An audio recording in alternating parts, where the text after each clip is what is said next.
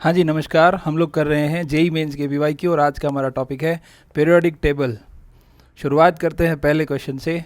Which of the following represent the correct order of increasing first ionization energy for calcium, barium, sulphur, selenium और argon. हमें पता है कि argon एक inert gas है तो उसका तो हाईएस्ट होना ही है, ऐसा सब में दे रखा है। फिर हम लोग देखेंगे बाकी जो है उनमें से दो, कैल्शियम और बेरियम, ये दोनों अल्कलाइन अर्थ मेटल है।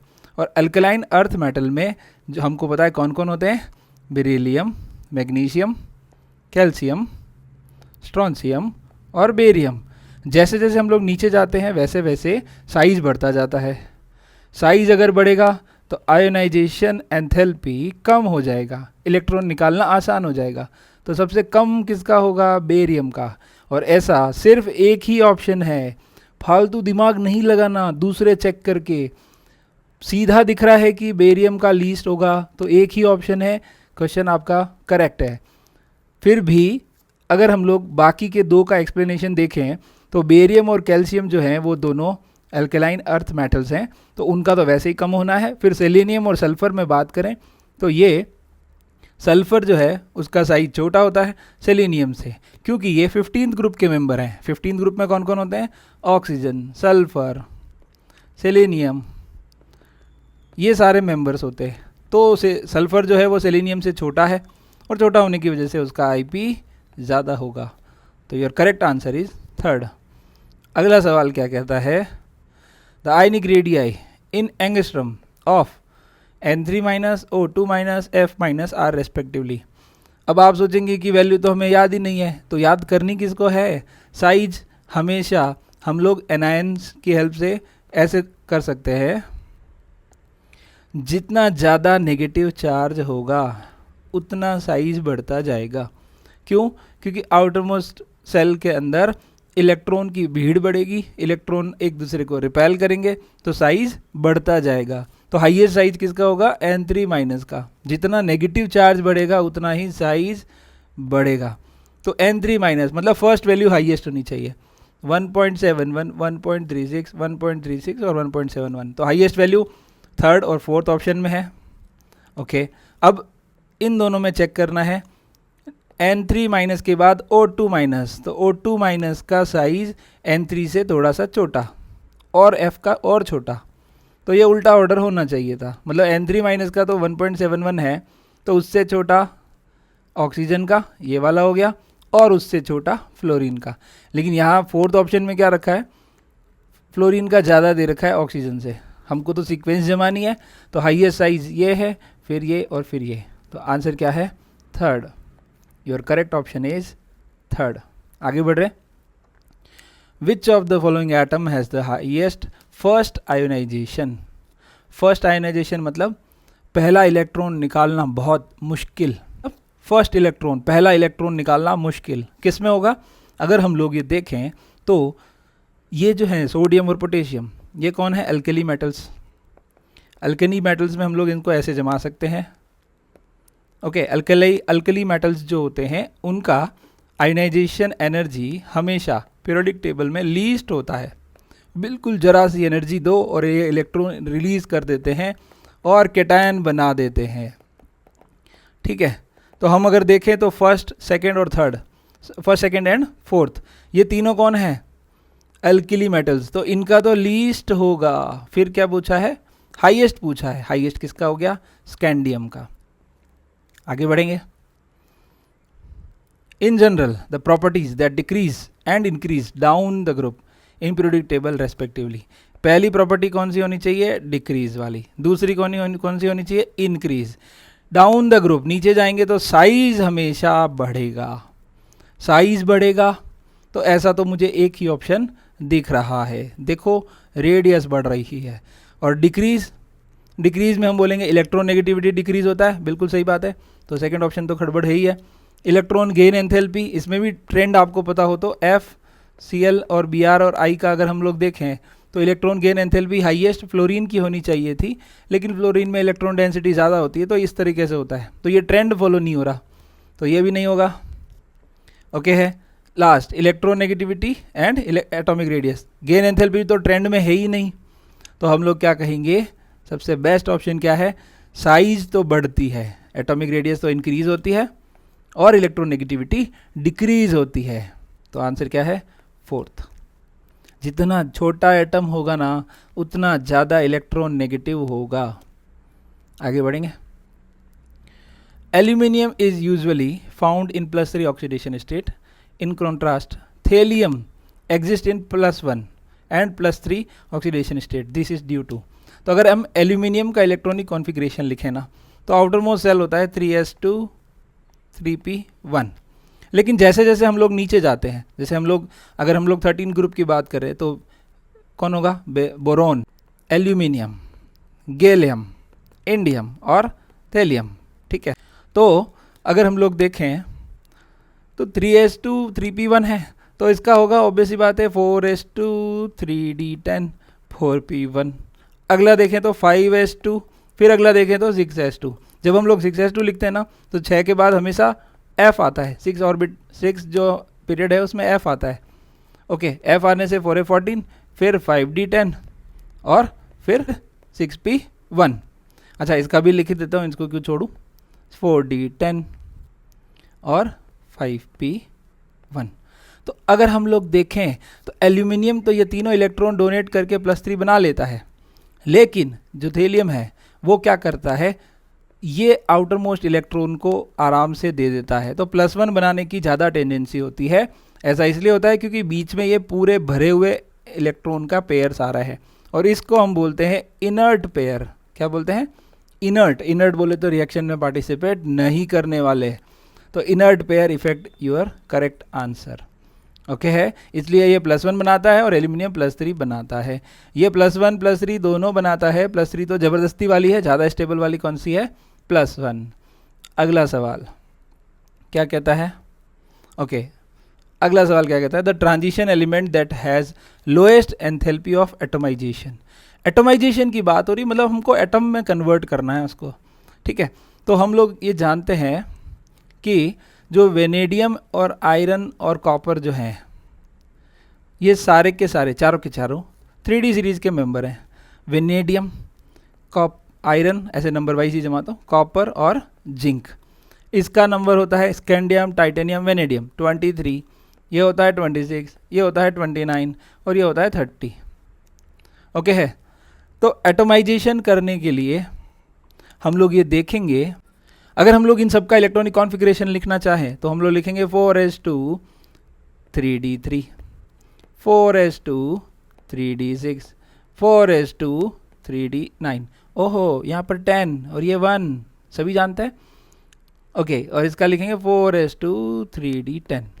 तो अगर हम अनपेयर्ड इलेक्ट्रॉन काउंट करें ना तो इसके अंदर 3 अनपेयर्ड इलेक्ट्रॉन है, और इसके अंदर जो d ऑर्बिटल के 6 इलेक्ट्रॉन हम भरेंगे तो वो फर्स्ट वाला इलेक्ट्रॉन पेयर होगा।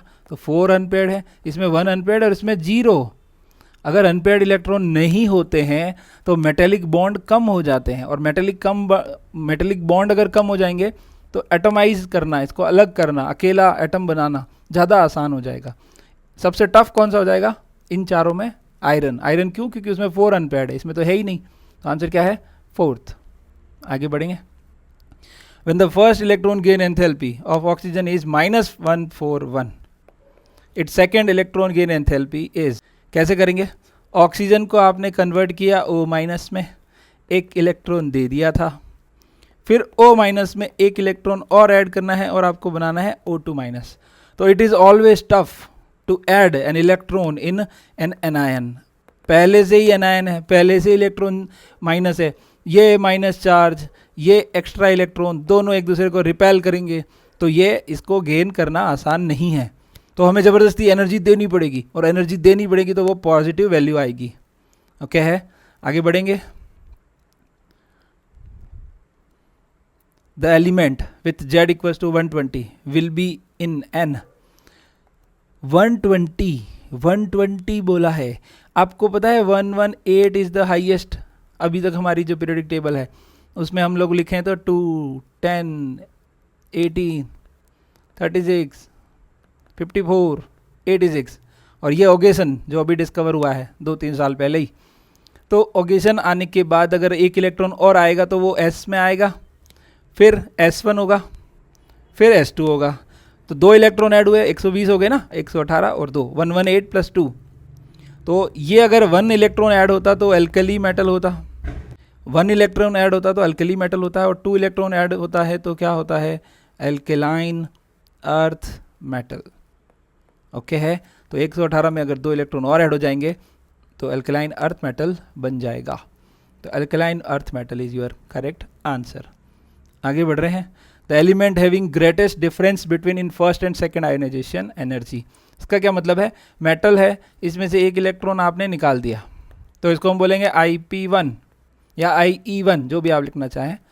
फिर हम लोग एक इलेक्ट्रॉन और निकालना चाह रहे हैं, ओके, तो इसको बोल रहे हैं IP2। तो ये कह रहे हैं कि greater difference in IP1 and IP2। ऐसा कब होगा, जब एक निकालना तो आसान हो लेकिन दूसरा बहुत टफ हो। तो एक निकालना किस में आसान होता है, जिसमें सबसे बाहर एक ही इलेक्ट्रॉन हो। तो ऐसा तो एल्कली मेटल में होता है, इसके अंदर तो 2 होते हैं, इसका तो H2 होता है, एल्कलाइन अर्थ मेटल है, ये भी एल्कलाइन अर्थ मेटल है, इसका भी H2 होगा। और स्कैंडियम के अंदर तो H2 और 3D1 होता है, 4H2 और 3D1। तो अगर मैं कहूँ कि एक इलेक्ट्रॉन निकाल दिया जाए तो पोटेशियम से जब एक इलेक्ट्रॉन निकाल दिया जाएगा तो वो K+ बन जाएगा और एक इनर्ट गैस कॉन्फ़िगरेशन अटेंड कर लेगा। ऐसा करने से वो स्टेबल हो जाएगा, और अगर वो स्टेबल हो गया तो सेकेंड इलेक्ट्रॉन निकालना बहुत टफ होगा। तभी तो फर्स्ट और सेकेंड का डिफरेंस ज़्यादा आएगा। Your answer is first. अगला सवाल, the group number of valence electron and valency of an element with atomic number 15। अच्छा, एटॉमिक नंबर 15 की बातें हो रही हैं तो इलेक्ट्रॉनिक कॉन्फ़िगरेशन लिख देना चाहिए, 1s2 2s2 2p6, कितने हुए 10, 3s2 और 3p3 हो गए 15। ये आउटर मोस्ट हो गए, तो आउटर मोस्ट में कितने होने चाहिए, 5 वैलेंस। तो ये 2 ऑप्शन है, ये दोनों ऑप्शन तो गए। और 15 नंबर है और 15 नंबर है, इसका मतलब एटॉमिक नंबर 15 है, मतलब वो 15th ग्रुप में ही होगा। 16 होता तो 16 ग्रुप में होता, 18 तक तो हम आराम से ये कर ही सकते हैं। 11 नंबर वाला 11th ग्रुप में होता है, 11 से 16 वाले वही एटॉमिक नंबर ही ग्रुप नंबर होते हैं। ओके है, तो आंसर क्या है, वैसे आउटर मोस्ट सेल के अंदर इलेक्ट्रॉन तो आ ही गए हैं। और क्या पूछा है, valency of an element, valency पूछी। वैलेंसी क्या होती है, इसको कंप्लीट ऑक्टेट करने में कितने इलेक्ट्रॉन की ज़रूरत है। देखिए अभी कितने हैं, 5, कितने और चाहिए, 3, तो वैलेंसी इज 3। तो your correct option is first. In comparison to boron and beryllium, boron और बेरिलियम की बातें कर लेते हैं। Boron 2s2 2p1, beryllium alkaline earth metal, नाम का एल्कलाइन अर्थ मेटल है, चुटका सा है, बहुत सारी प्रॉपर्टीज तो नॉन मेटेलिक वाली होती है इसकी। 2s2, ओके, तो ग्रेटर न्यूक्लियर चार्ज, आपको पता है एटॉमिक नंबर इसका कितना होता है, बेरिलियम का 4, बोरोन का 5, तो ग्रेटर चार्ज तो इसमें होगा। ग्रेटर चार्ज किसका होगा, beryllium has greater nuclear charge, ना boron has the greater nuclear charge. Okay है, क्योंकि उसका एटॉमिक नंबर 5 है। तो ये दोनों ऑप्शन गलत हो गए, है ना, ग्रेटर न्यूक्लियर चार्ज नहीं हो सकता। तो ये दोनों सही है, लेसर न्यूक्लियर चार्ज, ये भी ठीक है और ये भी ठीक है। अगला पूछो, greater first ionization energy, beryllium has greater first ionization energy, बिल्कुल सही बात है। क्यों, क्योंकि P से इलेक्ट्रॉन निकालना ईजी है, तो इसकी जो आयनाइजेशन एनर्जी होगी वो लेस होगी। तो किसकी ज़्यादा होगी, IP का अगर ऑर्डर देखें तो बेरिलियम की ज़्यादा होगी बोरोन से। तो beryllium has greater first ionization enthalpy. तो आपका करेक्ट ऑप्शन क्या है, थर्ड। आगे बढ़ेंगे। The acidic, basic and amphoteric oxide respectively are. तो आपको एक चीज़ बता देता हूँ, जो पीरियोडिक टेबल होती है उस पीरियोडिक टेबल में हम लोग जब लेफ़्ट साइड में होते हैं तब जो भी ऑक्साइड बनेंगे वो सब बेसिक होंगे। जब हम लोग राइट में होते हैं, एक्सट्रीम राइट में, तब जो ऑक्साइड बनेंगे वो एसिडिक होते हैं, क्योंकि वो नॉन मेटल से बनते हैं। Non metallic oxides are acidic. ये वाले बनते हैं मेटल से। मेटल से बनने में फ़ायदा क्या है, जैसे Na2 है, इसको पानी में डालोगे तो ये बना लेगा NaOH, इसका मतलब वो बेसिक ऑक्साइड है। तो हमको क्या करना है, एसिडिक, बेसिक और एम्फोटेरिक का सीक्वेंस जमाना है। तो सबसे पहले देखो मेटल होना चाहिए तभी वो बेसिक होगा। तो देखो ये फर्स्ट तो इन्होंने एसिडिक बोला है, तो ये मेटल है, एसिडिक नहीं होगा। ये मेटल है, ये भी एसिडिक नहीं होगा। अब ये दोनों नॉन मेटल है, तो ये दोनों एसिडिक हो सकते हैं। फिर दूसरा क्या बोल रहा है, बेसिक। तो बेसिक में हमको चाहिए मेटल, तो बताइए कैल्शियम और लिथियम, ये दोनों ही मेटल है और दोनों ही बेसिक ऑक्साइड बनाते हैं। ठीक, आगे बढ़ रहे हैं। अगला कह रहा है एम्फोटेरिक, तो ये दोनों में से एल्यूमिनियम वाला एम्फोटेरिक है। एक्सट्रीम लेफ्ट में बेसिक, एक्सट्रीम राइट में एसिडिक, और यहाँ जो बीच बीच में आते हैं, जैसे हमारे पास एक यहाँ पे एक मेटलॉइड्स की एक सीरीज सी होती है, तो यहाँ पर जो आते हैं ना बीच बीच में, वो सारे के सारे क्या होते हैं, एम्फोटेरिक। याद रखने का ट्रिक है वैसे तो, जनाबे आली ने गाया पंजाबी सॉन्ग। कौन सा सॉन्ग, पंजाबी सॉन्ग। तो एल्यूमिनियम, ये सारे के सारे क्या करते हैं, एम्फोटेरिक ऑक्साइड बनाते हैं, तो एल्यूमिनियम वाला बनाएगा amphoteric oxide. Your answer is fourth. B has a smaller first ionization enthalpy than beryllium. ठीक है, सही बात है, लिख देते हैं इस बात को, है ना। 2s2 2s2 2p1, 1p में से इलेक्ट्रॉन निकालना आसान है, इसलिए इसका फर्स्ट आयोनाइजेशन एंथैल्पी कम है। सही बात है। It is easier to remove 2p electron than 2s electron. क्या बात है, मैं भी यही तो बोला। 2p electron of the B is more shielded from the nucleus by the inner core of electron than the 2s electron of beryllium। ठीक बात है, ये भी ठीक है। क्यों मोर शील्डेड क्यों है, क्योंकि इसमें तो शील्डिंग के लिए साथ वाला इलेक्ट्रॉन ही है। शील्डिंग इफेक्ट में s वाले जो ऑर्बिटल होते हैं उनका शील्डिंग तो 0.30 होता है, अगर आप स्क्रीनिंग कांस्टेंट जानते हैं तो। लेकिन इसके अंदर दो दो हैं, अंदर ये दो दो हैं तो 2 है, तो 0.7 वाले ही हैं, लेकिन 2 है तो 0.60 होगा। एक इलेक्ट्रॉन का 0.3, दूसरे का 0.60, तो ग्रेटर शील्डेड, मोर शील्डेड, बिल्कुल सही बात है। 2s electron has more penetration power than 2p electron. Penetration power of s is greater than p, ये भी जानते हैं, क्योंकि s जो होता है वो स्फेरिकल होता है और p जो होता है वो डम्बेल होता है। ठीक, अगला क्या कह रहा है, atomic radius of boron is more than beryllium. ये तो गलत बात है ना। क्यों गलत है, लेफ्ट टू राइट जाते हैं तो साइज छोटा होता है, तो lithium, beryllium, boron, carbon, nitrogen, oxygen, fluorine, तो बोरोन बेरिलियम से छोटा होता है। अगर छोटा होता है तो ये बात गलत है। First, second, third are correct. 1 2 3, answer is third. आगे देख लेते हैं। The first ionization energy in kilo joule, sodium, magnesium, aluminium, silicon are respectively. Sodium, magnesium, aluminium और सिलिकॉन। देखिए जरा, 3s1 3s2 3s2 3p1, इसको लिखेंगे 3s2 3p2। कार्बन के बड़े भैया, बोरोन के बड़े भैया, बाकी तो आप जानते हैं लिथियम और बेरिलियम के बड़े भैया हैं दोनों। तो आपको पता ही है कि p में से इलेक्ट्रॉन निकालना ज़्यादा टफ नहीं है, ज़्यादा इजी है 2s के कंपैरिजन में, मतलब 3s के कंपैरिजन में। तो हमको वैल्यू से कोई लेना देना नहीं, हमको वैल्यू याद करने से कोई मतलब नहीं है। सबसे आसान इलेक्ट्रॉन निकालना इसमें से है, तो सबसे लोएस्ट वैल्यू होनी चाहिए फर्स्ट, क्योंकि सोडियम फर्स्ट सबसे पहले लिखा हुआ है, तो सबसे लोएस्ट वैल्यू किस में दिख रही है, फर्स्ट ऑप्शन तो गड़बड़ हो गया। 786 737 तो हाई ज़्यादा वैल्यू लिखी हुई है। इन तीनों में सेम वैल्यू लिखी है, 496 496 496। उसके बाद इन दोनों में से अगर कंपेयर करें तो इसको इलेक्ट्रॉन निकालना ज़्यादा इजी है, p में से इलेक्ट्रॉन निकालना ज़्यादा इजी है एज़ कम्पेयर टू s, क्योंकि यहाँ s पूरा भरा हुआ है, तो थोड़ा टफ है। तो सेकंड वाला थोड़ा टफ है, मतलब थर्ड वाले से ज़्यादा होना चाहिए। थर्ड वाले की एनर्जी कम होनी चाहिए, लेस, और सेकंड वाले की एनर्जी ज़्यादा होनी चाहिए। यहाँ देखिए थर्ड की ज़्यादा है, यहाँ पे भी थर्ड की ज़्यादा है, यहाँ देखिए सेकंड वाले की ज़्यादा है। सेकंड वाला कौन है, मैग्नीशियम, मैग्नीशियम की ज़्यादा है, फिर एल्यूमिनियम की कम है, और फिर silicon.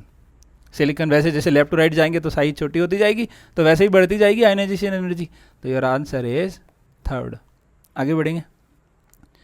The element X Y Z are in the third period of the periodic table, the oxide X Y Z respectively are. Third period के भाई साहब हैं सारे, थर्ड पीरियड में रहने वाले लोग हैं। कौन, एक्स वाई और जेड। ठीक है, फिर क्या बोला है, इनके ऑक्साइड जो हैं वो क्या है, रेस्पेक्टिवली आर बेसिक। इसका क्या है, बेसिक है। फिर इसका क्या है, एम्फोटेरिक। और फिर लास्ट वाले का क्या है, एसिडिक। अभी आपको बताया था मैंने, पीरियोडिक टेबल में मेटल जो होते हैं वो बेसिक ऑक्साइड बनाते हैं, इधर वाले कलर चेंज कर देते हैं, इधर वाइट लिख देता हूँ, वाइट लिख देता हूँ, इससे इधर वाले जो बनाते हैं वो बेसिक ऑक्साइड बनाते हैं, बीच में एम्फोटेरिक, और लेफ्ट साइड राइट साइड में एक्सट्रीम राइट में बनाते हैं एसिडिक। तो एटॉमिक नंबर किसका ज़्यादा होगा? जिसका एसिडिक ऑक्साइड होगा उसी का ज़्यादा होगा। तो एटॉमिक नंबर पूछा है, atomic number left to right जाएंगे तो एटॉमिक नंबर बढ़ेंगे, तो सबसे ज़्यादा किसका होना चाहिए? जो एसिडिक है। एसिडिक कौन है? जेड। जेड का हाईएस्ट 2 ऑप्शन में है, ये तो गलत। और लीस्ट किसका होना चाहिए? एक्स का। लीस्ट इसमें दे रखा है ना, ये रहा। Your answer is 4th। आज के लिए इतना ही, जुड़े रहिए, हम लोग पूरी कंप्लीट PYQ करेंगे। अभी के लिए हम लोग पुराने क्वेश्चंस कर रहे हैं, जल्दी हम लोग लेकर आएंगे 2020, 21, 22, 23 और 24। ठीक है, धन्यवाद।